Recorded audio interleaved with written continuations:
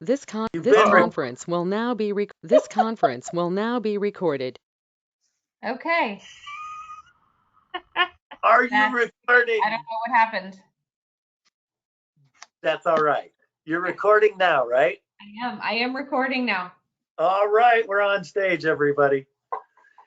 Hey, so Do I need to dance? what? Do I need to dance if I'm on stage? You are going to be the star. So what I want to talk a little bit tonight about is why this whole thing came into play.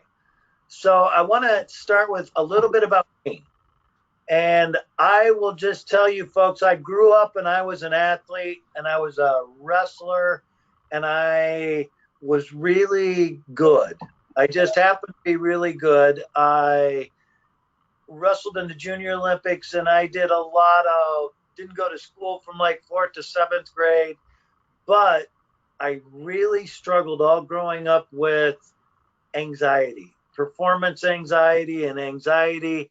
And so before I would go out and wrestle, I would get sick and I would get so nervous that it would freak me out. And then I continued through high school and I was good, but I would throw up before meets and I would get sick and it's like, it was just no fun for me. So then I went on to college and the same thing happened and I was good. I did well, blew out my knee, but basically I had no way to deal with my anxieties. I didn't learn anything. I didn't all the way through.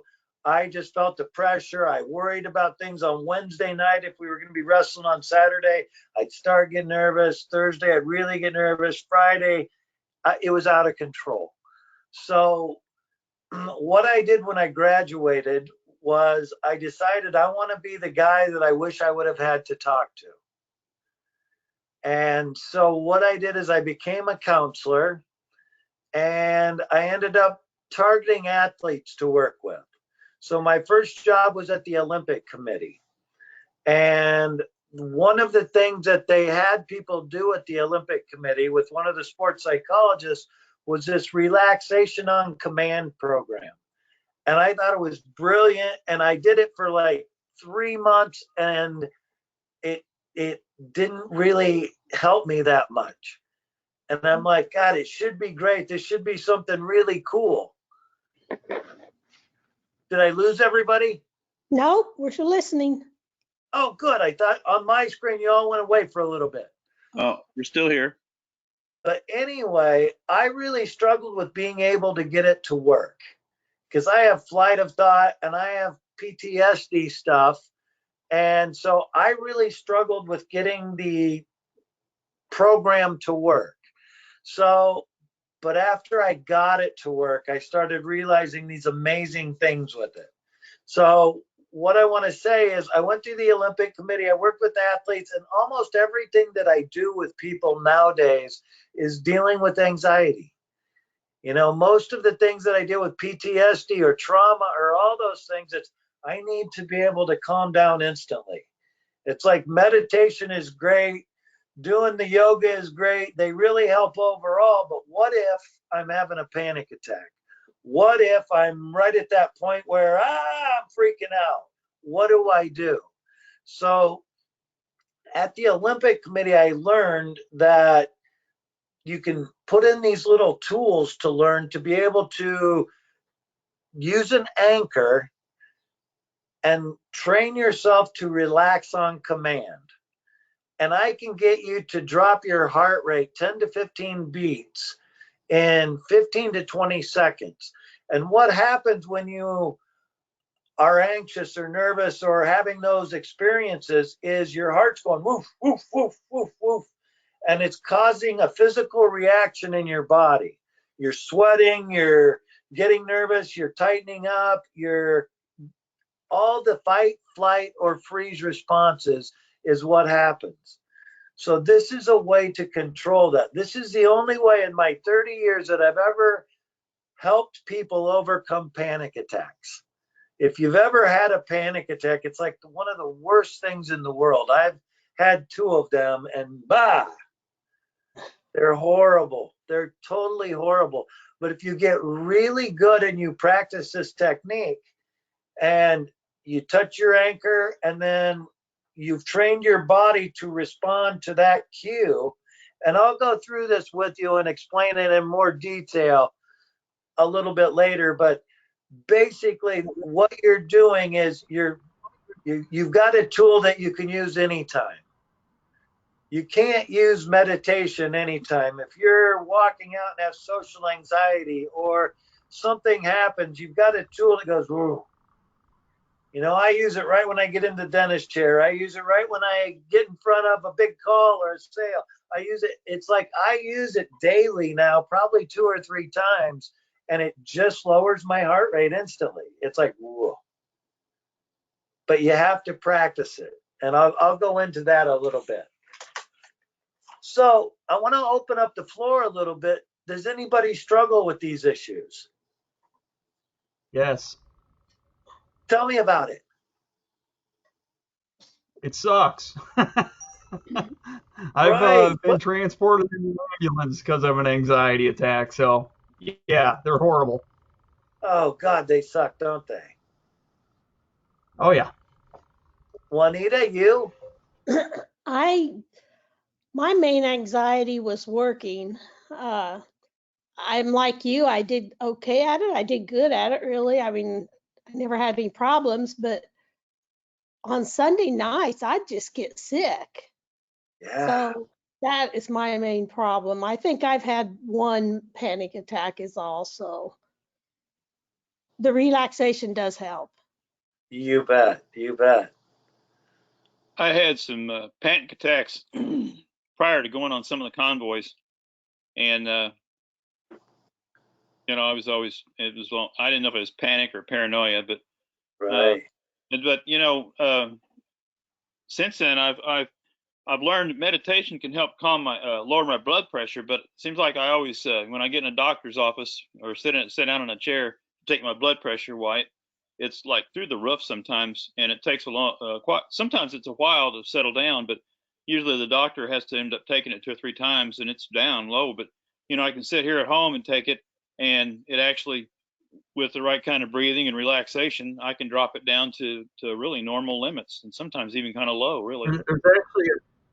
There's actually a name for that, Tom. They call that white coat hypertension. I know, exactly, and I would like to be able to arrest that before it gets out of control.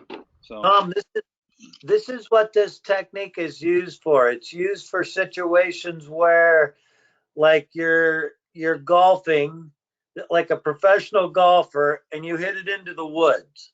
It's like you're angry and you're upset, but you better be able to refocus and be game on when you get up to hit the next shot.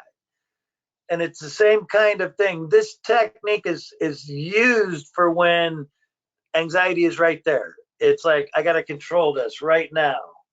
Instead of, like you said, Jeff.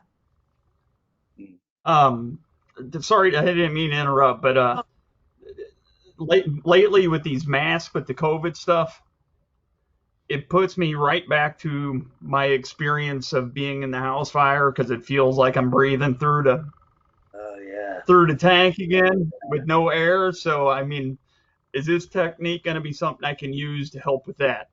100%. All right. 100%. It also sounds like you would really benefit from EMDR, which I do with my therapist. Great. What did you call it? MDR? EMDR. EMDR. And that is? Eye movement desensitization and reprocessing. Oh. And it's one of the most effective techniques that I've ever used or seen. You can get over panic and get over fears and nightmares and triggers in usually 1 to 2 sessions. Ooh, nightmares? That's good. Right, exactly. If you're having PTSD, it really helps. But this technique is amazing for things like that. It's like when that's building, when you need to reduce your anxiety, your heart rate now.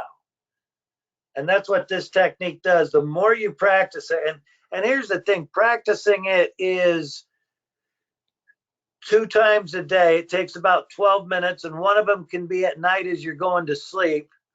But if you do it 2 times a day for like 4 to 6 weeks consistently, what happens is you're building that Pavlovian response.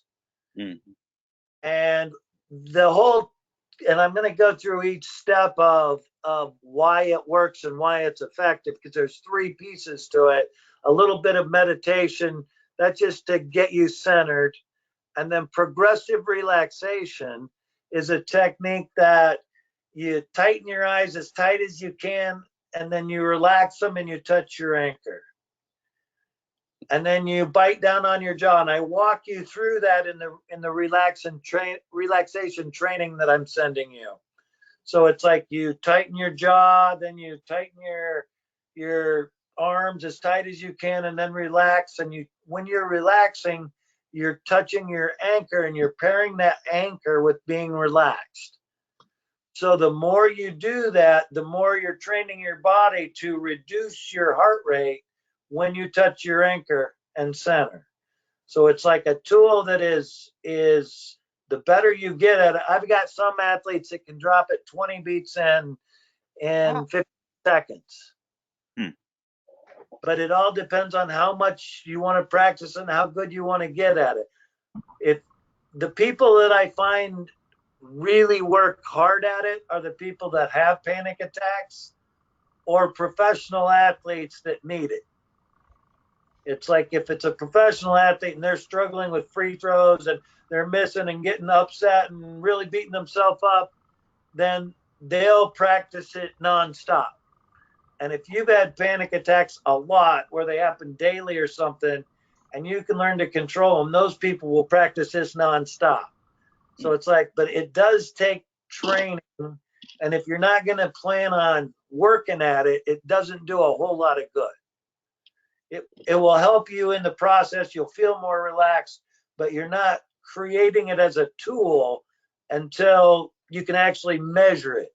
And how we measure it is I have my athletes take their heart rate before they do it, and then I have them take it after they do it. And then once they start seeing, oh, I'm lowering it, it's starting to work, then we start looking at how fast you can lower it, because it's crucial for athletes to be able to do it now. Like if I got a little COVID scratch.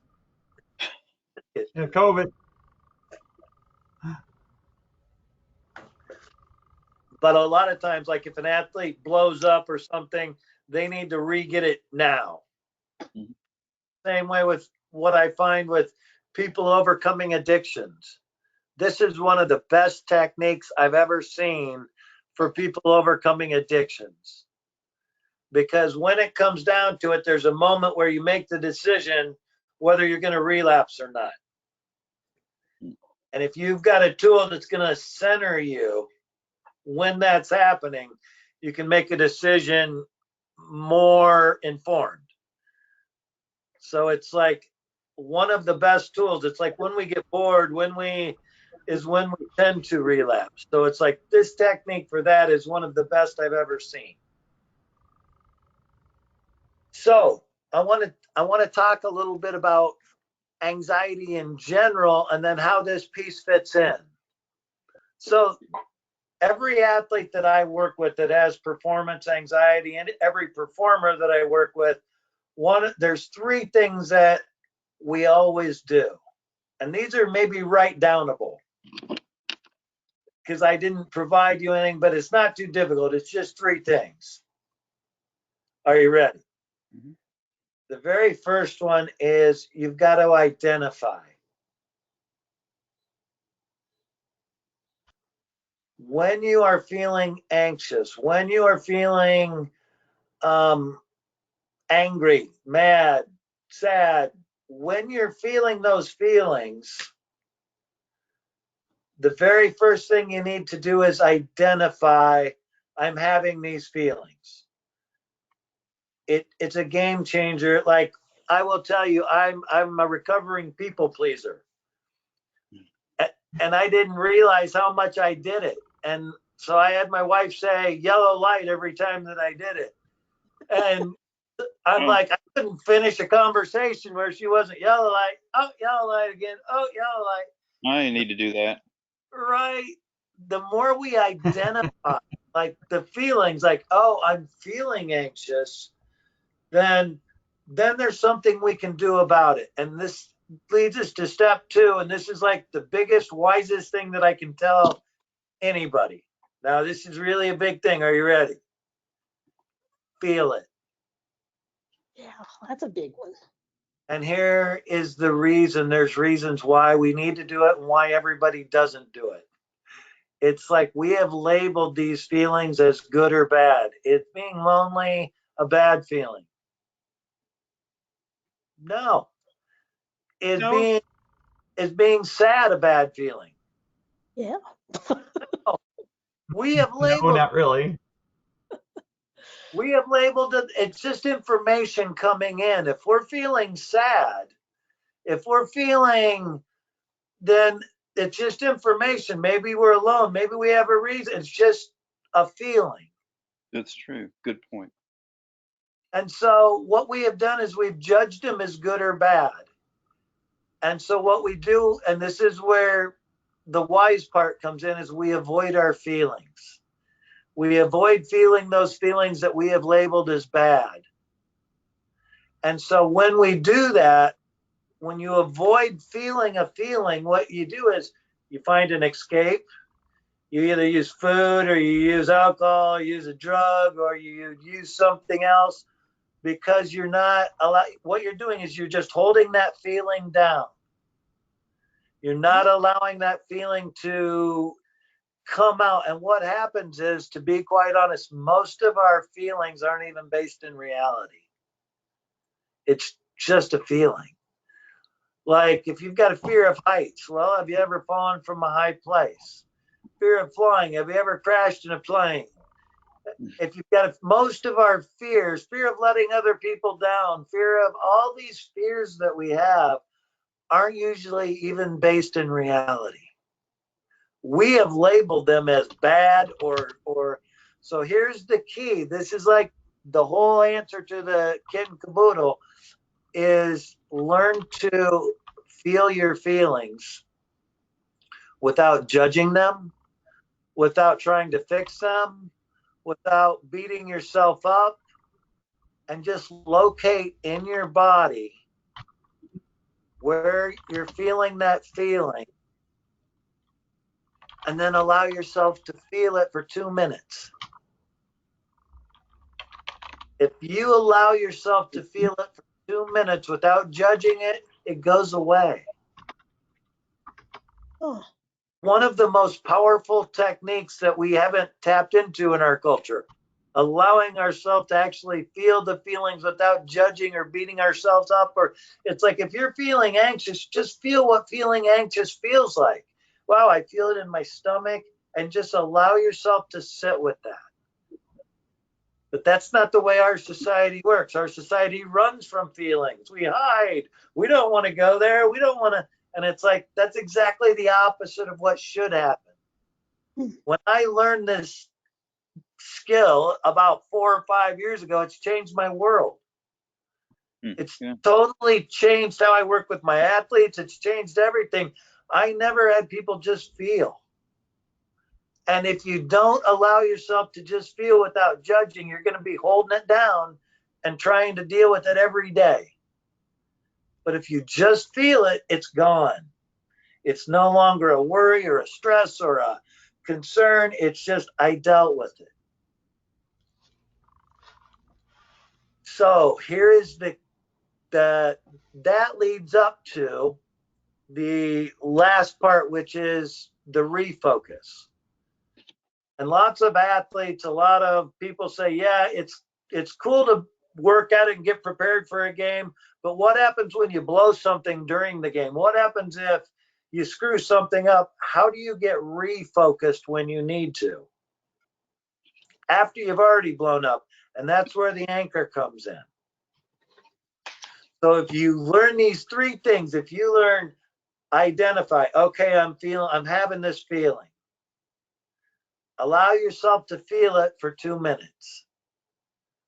And then the last step is you practice my relaxation program enough so that you can refocus immediately on your safe place or on the visual imagery that is part of the program. So it goes from a little bit of the meditation to the progressive relaxation. And then the last part is visual imagery. And it's about 3 minutes long. And what you do is you walk down this staircase, you open a door at the bottom, and that is your safe place. And everybody has their own safe place. Mine's a little hut on a beach that I got a force field that I can push and comes down and nobody can come in. Can I go there? That's good. Exactly. You can join me. Only when I allow you, though. But the last piece is the refocus. And that is just touching your anchor, which is going to lower your heart rate, and then going to your safe place. And it doesn't have to happen for long. You can do this whole process in less than 2-3 minutes. Identify, okay, I'm feeling anxious right now. I just need to feel that for a little bit, for up to 2 minutes, and then refocus. And that's the work that you're putting in on the relaxation training that you're going to be practicing. That makes sense. Yes. You know, I kind of live in the anxious mode. I mean, I'm not really relaxed hardly ever except when I'm meditating.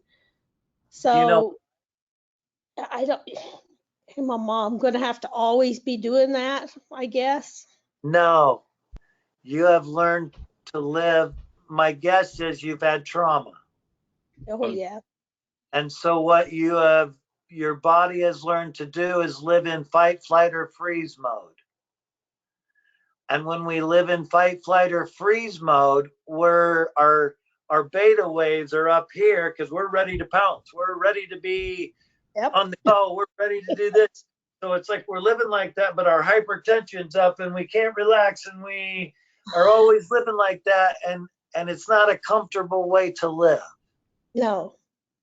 So what you have to do is the overall relaxation piece, like the yoga, the going on walks, the exercising, the eating right, all that really helps with someone that's living in fight, flight, or freeze. And then having some techniques like this is very valuable to helping you relax and learn to relax. But there's another one that I recommend real highly. It's kind of expensive though. Sometimes you can get a deal, but it's neurofeedback. And neurofeedback kind of is a way to make the connection. Like what happens when you have PTSD is there's a little piece of your brain that isn't connected. It stops right there because you're living in fight or flight. So that's the way you process things, and that's the way you do things, is in fight or flight. But when you are doing neurofeedback, there's a way to make the reconnection so that your beta and theta waves switch and you're actually like a normal person. Oh. But I know that it's like $120 for a session, and I think you need like 3 sessions a week for 10 weeks or something like that. The VA doesn't do it? I don't think so. Drats. Is Maybe smoking pot involved in it, or is it just? Oh yeah, it's encouraged. And actually, to be quite honest, it's like that aspect That's a good thing. does have some benefits. Oh. You know what? There's aspects for people that have PTSD that is beneficial for. And you know, I think it's one of the better medications for that. because it kind of is a safer medication than Xanax. Well, that's I good. tried Use to it to get the sleep. VA to give me some, but they wouldn't. They said if we ever catch you doing it, we won't be giving you your medicines anymore. So, because they said it's not federally legalized yet, Right, it's state legalized. right, So, So, Well, I have my state card. I use it before bed, and I quit taking Seroquel. right. So And people take Xanax and Seroquel all the time to go to sleep at night, and then they look poorly on people that smoke marijuana at night. It's like, really? well, you know what I've noticed with what Jeff, I've noticed with the Seroquel is that you don't get the REM sleep. So Right, you sleep, but it's a crappy sleep. oh, exactly. so Jeff, I've got a question about the what's the anchor thing that you keep referring to? What is your anchor? What is an anchor? I mean, Love it. what do you use for an anchor? I love it. Well, do you guys, any of you remember Jeff Hornacek Uh, with the Utah Jazz? He was a basketball player. Played I've with heard the name. Karl Malone. But anyway, what an anchor is a something that you do. I teach most people to touch their thumb and their finger together. Okay. And when they're going through the relaxation training, when you're in a relaxed state, you touch your anchor. Okay. And a lot of professional athletes use something like this, or they'll use like a rubbing of the hand. It all depends on what's comfortable for you. Some people use these fingers or this finger. I teach people, most people, just to do this because you can do that anywhere and be non-conspicuous. You Right. know, when I'm getting in front of to present, it's like I don't doing something like this, you know, just Right. Or so your it's like okay. Good. I was worried that it was something you had to carry with you, like a rock or something like that. So right now. okay. I Good. carry rocks. And it's not, it's something that I've switched my anchor at different times. It's basically how you train and what you want to train. And most people, even when you're driving, I've realized it's like you can do this while you're driving because a lot of people have panic attacks or really are scared of having a panic attack while they're driving, which one of mine was when I had one, and it's Oh yeah. totally out. Oh man. Well, if I have a fire truck or something go by me, I got to pull over. Right. So you're really going to benefit from this. Good. Good. I really think that that's going to help. Good. I'm encouraged. But you got to practice it. This is the key is I would say if you're serious and you want to use this tool, it could be between 2 weeks. Some people can do it in 2 weeks. And with some people, it's 3 to 6 months. oh, But it doesn't mean you have to continue to do it like most of the people that do it 3 to 6 months, they do it 3 or 4 times a week. So oh. could I roll this into my TM when I do that then, or what? Could I start with that and then go to the anxiety thing, or what? You bet. Yes. Okay. Yeah, that would be great. You know, I use this technique with athletes all the time when I'm coaching a team. When I was coaching a team, they had to practice it at the beginning of practice and at the end of practice, and we just made it part of our routine. That's what you do at the end. Good. And it's like once you get it, then you don't need to practice it ever again, really. It's like right now I can still drop my heart rate 10 to 15 beats. Yeah, that's what I'd like to do. What's You better Yeah. what's your thoughts on TMS? I love it. I don't. Look, Yeah, What's I've had clients that used it. That's basically all I know. But I've had a couple of them you know when they hand me earplugs and a mouthpiece, I got kind of worried. what? When they handed me earplugs and a mouthpiece, I got a little bit concerned. Oh, yeah. You're in the wrong. Are you sure you weren't looking at the C or anything like that? Oh no, it was the tapping in the head. Ooh, I love it. I love it. I don't know what that is, so that's I don't interesting. It's magnetic High resonance. voltage. Transcranial something or other. It's basically a little MRI helmet, sort of, because it's a magnet, and there's a spot in your brain that they pick. It's supposed to be a particular spot, and this magnet keeps bashing you in the head for 25 minutes, 3 times a week, That sounds Oh. like for about 2 months. Oh, Yeah, that sounds like it's supposed to help with depression, no. It is and now amazing. studies are showing that PTSD is promising. It is oh. the results that are coming out of it, and it works really I good. will say that I felt good after a treatment, but it didn't last. Oh, Hmm. interesting. It's supposed to work really good with concussions. I was saying it would cause a concussion. It sounds I like. know it sounds like it. Sounds like electroshock therapy. Right. Oh, Okay. I wish I had a picture of it. I'd send it to you with this goofy helmet on and I, oh, man. So what's I it called? What's it called again? Is TMS? EMS. what? You, Yeah, look it up. You'll find some interesting pictures. oh, well, Tia, look that up. Yeah, Juanita, my mama brain went to the same place. I was like, Yeah. Gee. You know, I remember the old high voltage stuff from the 40s and 50s, and yeah, ECT. yeah.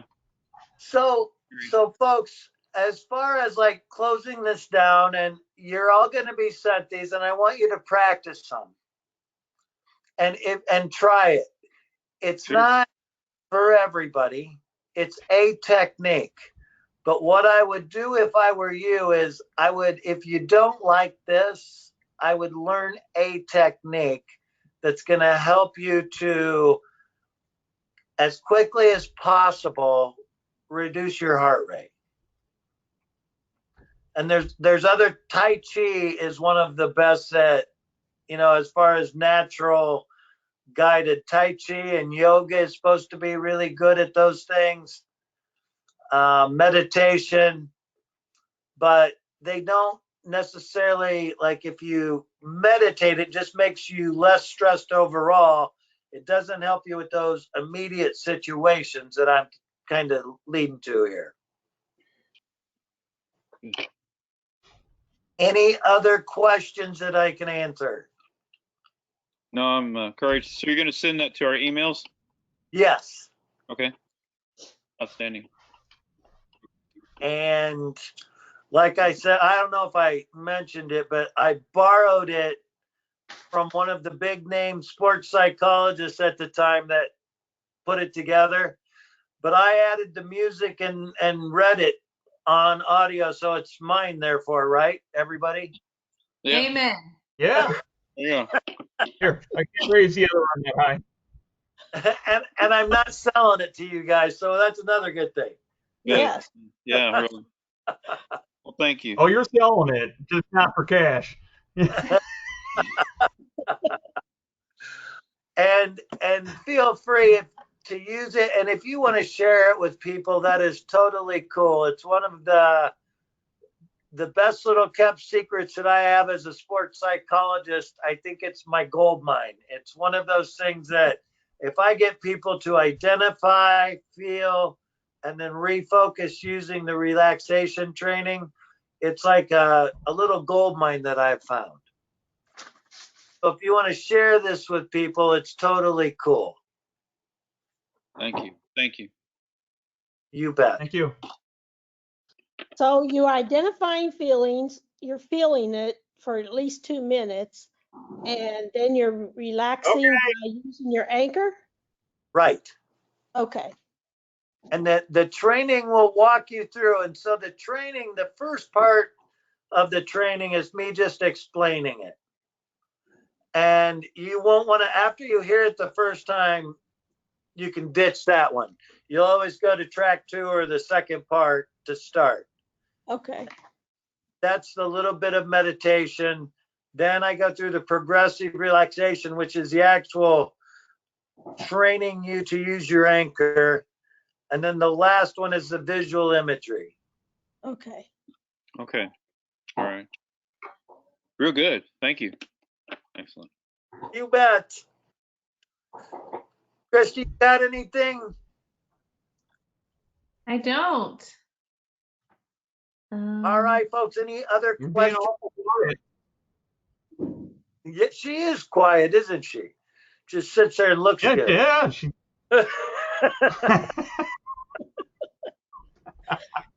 Thank you so much, Jeff, for doing Yeah. this. I don't know. Appreciate You it. got a white coat on. Tom's blood pressure might be going up. Oh, there you go. I love that I can do it, and I hope it works for you. And good luck with it. All right. Thank you very Thank you. much. All right, thanks, Jeff. All right, you, see ya, folks. Bye. Thanks. Bye. Bye. And